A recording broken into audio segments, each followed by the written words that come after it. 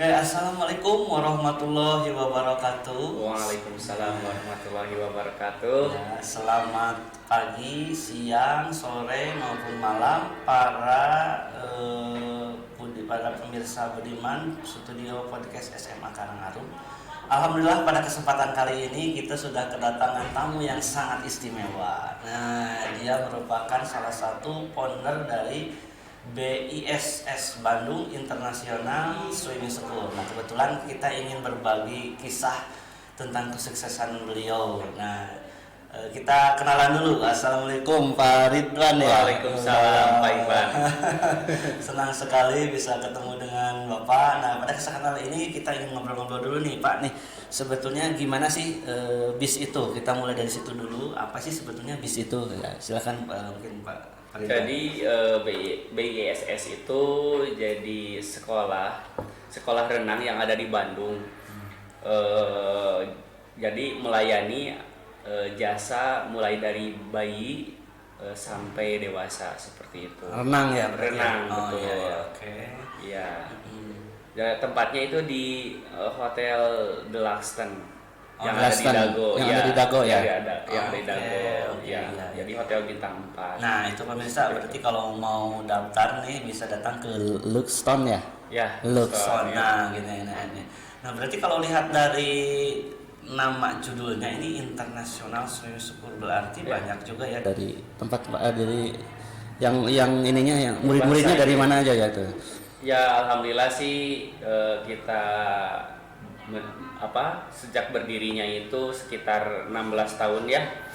Saya melatih itu ada yang dari luar kota, ada yang dari luar negeri seperti Amerika, Prancis, Belanda, Taiwan, Dubai dan lain-lain. Alhamdulillah yang lagi holiday mungkin ya pada saat visit ke Indonesia atau ke Bandung ya khususnya.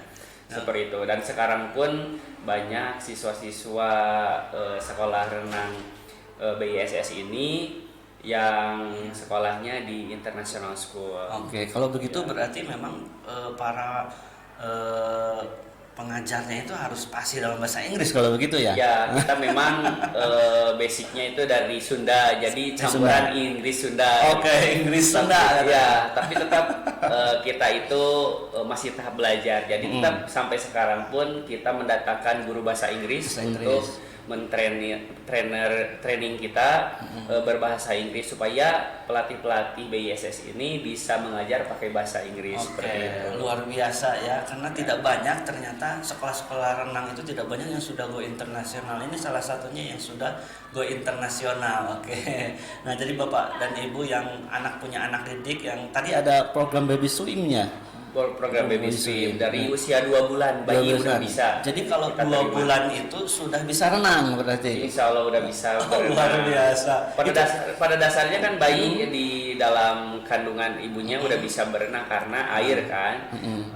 Justru ketika diajarkan usia belia dari usia 2 bulan, 3 bulan, jadi si bayi itu lebih nyaman nanti berenang ke depannya. Tapi tidak takut itu tidak. Justru di bawah usia 4 bulan misalkan udah masuk ke kita itu jadi lebih nyaman, lebih nggak takut dibandingkan datang usia 1 tahun misalkan. Usia 2 tahun baru belajar itu akan berbeda kenyamanan dan keberanian di airnya. Luar biasa nih, ini ada program baby swimming juga ya. Kadang-kadang kita suka takut tapi ternyata ini kalau sama ahlinya ini justru semakin bagus katanya ya. Umur dari berapa tadi tuh? Dari 2 bulan. 2 bulan, luar biasa. Iya, luar biasa. Karena memang sangat penting sekali, terutama jadi ada riset perbedaan anak yang berenang di bawah usia 5 tahun sama yang tidak itu berbeda, terutama dari tingkat IQ-nya. Jadi ketika anak berenang latihan renang itu tingkat IQ-nya lebih tinggi, jadi dia pasti lebih cerdas seperti itu. Dan tingkat kepercayaan diri, kemudian melatih motorik kasar halus sebagai terapi juga. Jadi berenang itu selain olah raga atau olah tubuh, jadi olah napas juga seperti itu. Jadi betul-betul Jadi sangat bermanfaat sekali untuk bayi. Jadi betul-betul ini ya, jadi betul-betul memberikan banyak manfaat ya dari Punya manfaat, betul. karena memang ini masih jarang sih kalau saya lihat terutama umur 2 bulan ya. Ya, Tapi betul. ternyata kalau ini banyak manfaatnya. Nah selanjutnya selain itu baru ke pengenalan air atau kemana setelah baby swim terus ada juga program apa lagi? Jadi baby sim juga kan kategorinya tuh 5 tahun ke bawah, tapi dibagi beberapa klasifikasi. Seperti usia 4 bulan ke bawah berbeda antara 4 bulan ke bawah sama 5 bulan sampai 2 tahun. Usia 3 tahun, 4 tahun, 5 tahun beda program. Tapi intinya secara generalnya usia 5 tahun ke bawah itu program yang disajikan itu jadi targetnya anak berani dan nyaman di air seperti itu. Berani dan nyaman di air. Yang kedua dia mampu melakukan gerakan multilateral. Jadi gerakannya itu bukan kaku, misalnya kaki gaya bebas atau gaya enggak. Jadi gerakan natural. Misalkan dia bisa salto, dia bisa loncat, biasa nyelam itu. Jadi targetnya seperti itu. Oke. Jadi untuk anak berani dan nyaman di air itu diajarkan pertama pengenalan di air dulu. Pengenalan di air. Nah, apa sih pengenalan air? Pengenalan di air itu yang pertama belajar pengaturan napas di air itu yang baik dan benar seperti apa. Nanti belajar mengapung, meluncur, loncatan, nyelam seperti itu dan permainan air termasuk di dalamnya seperti itu. Nanti usia 6 tahun sampai 8 tahun itu saatnya belajar teknik dasar renang seperti gaya bebas, gaya punggung, gaya pupu atau gaya dolphin, gaya dada sama underwater juga termasuk di dalamnya. Nanti ada belajar loncatan, start, nanti pembalikan, pembalikan terbuka dan tertutup, watermanship seperti itu. Nanti usia 9 sampai 12 tahun perbaikan teknik dasarnya. Jadi ada tingkatannya dasar sama mahirnya atau advance seperti itu. Tapi kalau misalkan anak usia 4 tahun udah bisa berani dan nyaman di air, boleh itu bonus belajar teknik dasar. Ya, misalkan gaya bebas diajarkan, gaya pungnya diajarkan. Seperti itu. Oke. Nah, ini kan kalau saya lihat nih BISS ini sudah luar biasa ya. Bahkan katanya sekarang itu yang daftar itu waiting list.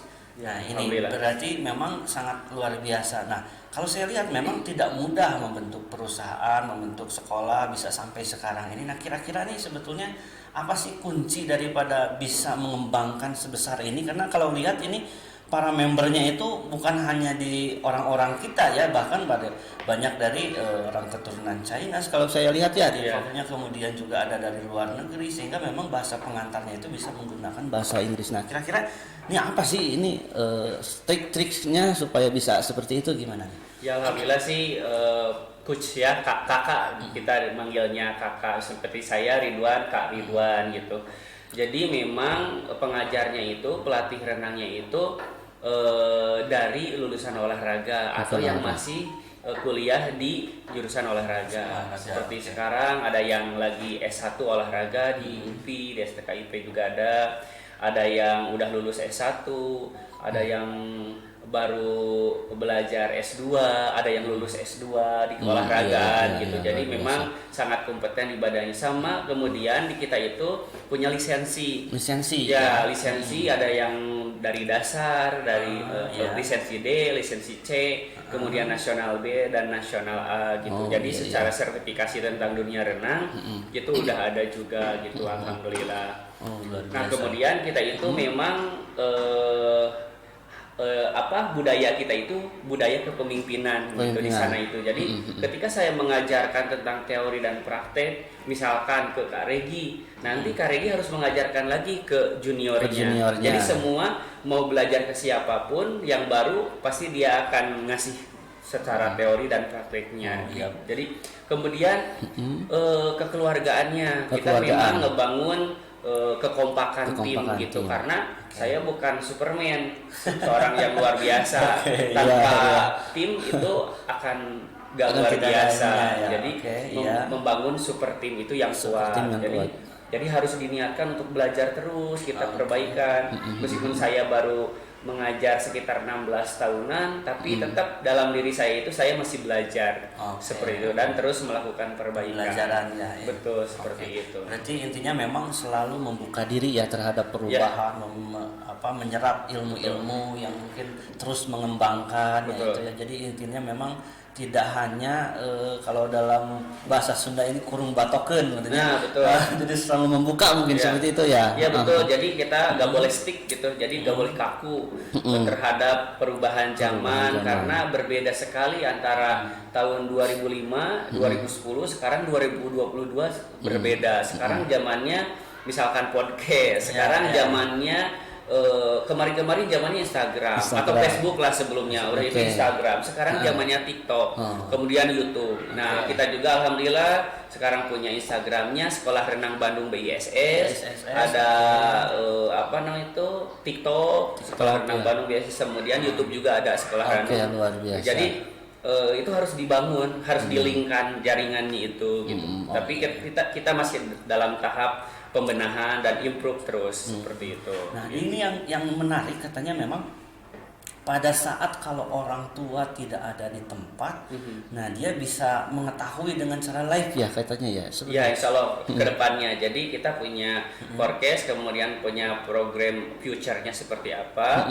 Jadi kedepannya insya Allah kita itu pingin live, jadi orang tua meskipun di kantor atau di kesibukannya di rumah gitu ya, sebagai ibu rumah tangga yang luar biasa bisa melihat karena kita akan sajikan secara live, tapi itu secara private khusus untuk orang tuanya. Kalau di Instagram kan live live Instagram. Kalau ini nanti pakai live khusus untuk orang tua siswa ke depannya. Kita insya Allah siapkan. Luar biasa sekali. Ini berarti kalau seperti itu berarti Bapak dan Ibu pemirsa yang punya anak berarti memang tidak perlu khawatir kalau memang sangat sibuk, super sibuk atau gimana pun, tapi tetap bisa ada laporannya real live. Jadinya kalau ada apa-apa bisa langsung diketahui oleh orang tua. Berarti ya kalau seperti itu. Wah, luar biasa sekali. Nah, ini sangat jarang. Kalau saya lihat sih memang rata-rata pelatihan renang itu ya biasa manual seperti itu. Nah, ini berarti memang sangat terbuka terhadap perubahan. Bahkan tadi sudah disebutkan ada Facebook, media sosial, kemudian live lagi. Nah, ini sesuatu yang luar biasa memang, yang seperti ini yang diinginkan. Ini ya lihat perkembangan zaman dan memang mewadahi kebutuhan orang tua mungkin ya paham seperti itu ya. Ya, kalau dilihat secara kasat mata kan tiap di Bandung itu memang barometernya pelatihan renang di Indonesia. Jadi banyak sekali klub-klub yang bermunculan atau sekolah renang. Tiap kolam renang pun ada beberapa perkumpulan atau pelatih private di sana. Tapi pasti ada perbedaan masing-masing gitu, ada kelebihan dan kelemahannya. Kita memang terletak pada bonding gitu. Jadi psikologi pelatih itu sangat menentukan. Jadi pendekatannya, approach-nya ke anak itu harus ada tahapannya. Kita training. Jadi kita rutin mengadakan TOT, training on trainer. Jadi seperti micro teaching. Karena itu kuncinya sebenarnya di sana. Jadi betul-betul sudah berstandar ya kalau ini ya. Jadi betul-betul dari segala sesuatunya itu memang diperhitungkan dan juga ada alat ukurnya ya kalau saya lihat seperti itu. Betul. Jadi ada sistematis latihan gitu. Di kita itu ada indikatornya. Ada indikatornya. Dan kemarin juga alhamdulillah ada yang belajar dari kolaborasi lah istilahnya, dari Surabaya, dari Sulawesi, Jakarta. Alhamdulillah kita saling belajar, bukan kita seorang master pelatih renang gitu, tapi sama-sama belajar gitu. Nah, alhamdulillah. Ini yang menarik karena memang kadang-kadang antar klub itu menjadi saingan. Nah, ini bagus ada istilahnya kolaborasinya. Kalau di musik itu kan kolaborasi antara musisi yang lama dengan musisi yang baru. Nah, ini juga mungkin antar klub ini menjadi kolaborasi sehingga memang sama-sama meningkatkan kualitas ya semuanya betul. Ya. Oke, iya. Itu penting. Kita eranya sekarang itu era kolaborasi. Jadi betul. Saling, jadi semuanya tumbuh berkembang dengan luar biasa nanti kalau udah ada kolaborasi. Jadi masing-masing punya kelebihan, munculkan aja seperti itu. Kalau ada kelemahan kita evaluasi jadi kelebihan seperti itu. Nah, kira-kira nih dalam beberapa tahun ke depan nih kira-kira nih ingin seperti apa sih sebetulnya BISS itu ke depan? Ini harapan dari founder itu inginnya seperti apa sih sebetulnya? Ya, mimpi saya itu memang menjadi wadah di dunia internasional. Jadi memang pelatihnya bisa menggunakan bahasa Inggris, melatih dengan luar biasa. Kita ingin berbagi ke lebih luas lagi, tidak hanya di Bandung, tapi bukan berarti berbagi kita hebat, tapi sama-sama kita belajar terus kemana-mana seperti itu, mudah-mudahan. Oke. Nah kira-kira pasti dong dalam mengembangkan usaha itu ada ya namanya halangan, rintangan, dan seperti itu. Pastilah itu ya. Nah kira-kira ini sekarang ini yang terasa sangat krusial itu kira-kira apa sih ininya Pak untuk ini tantangan ini yang menjadi ini nih biasanya yang suka di ini. Nah kira-kira apa nah? Ya jadi pertama itu kita kedatangan tamu istimewa COVID ya, gitu ya, corona gitu, pasti sangat berpengaruh. Oh iya betul. Terutama 3 bulan. Pertama itu lockdown, ya kita nggak bisa beraktivitas apa-apa. Kita patuh kepada pemerintah. Setelah itu alhamdulillah dari seminggu yang latihan 450 siswa sekarang jadi sejak adanya corona itu turun drastis ya? Biasa sampai sekitar 50 kurang luar biasa. Jadi tapi sekarang mulai tumbuh lagi alhamdulillah karena peraturan longgar tapi protokolnya tetap kita lakukan. Sekarang alhamdulillah udah sekitar 200 siswa yang aktif gitu seperti itu. Jadi perlahan-lahan mulai naik kembali ya. Tren untuk renang akan kembali lagi, yakin ya insya Allah ya ke depannya, karena kalau melihat sekarang ini sudah bisa membuka masker ya, artinya memang sudah ada geliat untuk kembali normal walaupun memang tidak 100% normal ya, tapi insya Allah panggil ke depannya. Oke. Nah kalau masalah apa namanya itu ada permasalahan itu tergantung pola pikir kita. Ketika ada corona kita harus balik lagi berpikir positif gitu. Tidak hanya kalau misalnya kita berpikir negatif nanti kita akan down gitu secara mental dan fisik. Tapi dengan adanya corona justru kita perbanyak podcast pada saat pandemi itu. Jadi podcast gratis, ada hadiah pun gratis, ongkos kirimnya pun gratis. Jadi bagaimana program itu bisa membangkitkan pola pikir masyarakat yang tadinya terpuruk jadi lebih semangat lagi. Soalnya kan dengan kegiatan renang apalagi sekarang itu jelas sekali meningkatkan imun tubuh. Ya. Virus itu dari dulu juga seperti virus influenza, namanya itu virus ortomiko ya namanya itu. Itu kan kalahnya itu dengan imun. Ada obat flu enggak? Ya itu mah hanya sebagai katalis ya. Tapi intinya itu kalau dengan olahraga jelas meningkatkan imun dengan pola makan, pola minum, pola istirahat yang cukup dan aktivitas olahraga yang teratur, yang terprogram dan sistematis itu akan luar biasa dahsyat. Kalau dari dulu misalkan masyarakatnya berjemurnya misalkan olahraga sambil berjemur di pagi hari misalkan di jam 9 sampai 11 rutin itu masyarakatnya insya Allah nggak akan terkena ya. Tapi ada hikmahnya juga dengan adanya corona kita juga jadi lebih menjaga kebersihan gitu ya. Semua orang sekarang patuh terhadap protokoler kesehatan. Jadi hikmahnya itulah alhamdulillah. Oke. Terima kasih sekali Pak Ridwan. Alhamdulillah pada kesempatan kali ini kita sudah bisa memetik, sebetulnya ingin banyak sekali kita berbicara terutama mengenai bagaimana mengembangkan usaha, karena memang ini anak-anak SMA Karangarum itu memang perlu jiwa kewirausahaan supaya memang nanti lulus itu memang ini. Terima kasih Pak Ridwan. Mungkin kita akan mungkin Bapak berkenan kembali untuk datang ke podcast kami. Insya Allah nanti kita akan secara teknis untuk membahas bagaimana cara mengembangkan perusahaan. Terima kasih para pemirsa podcast SMA Karangarum. Terima kasih. Itu tadi kita sudah berbincang dengan Kak Ridwan atau Bapak Ridwan dari BISS Bandung International Swimming School.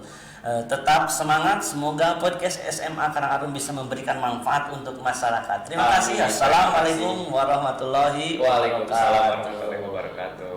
Ya.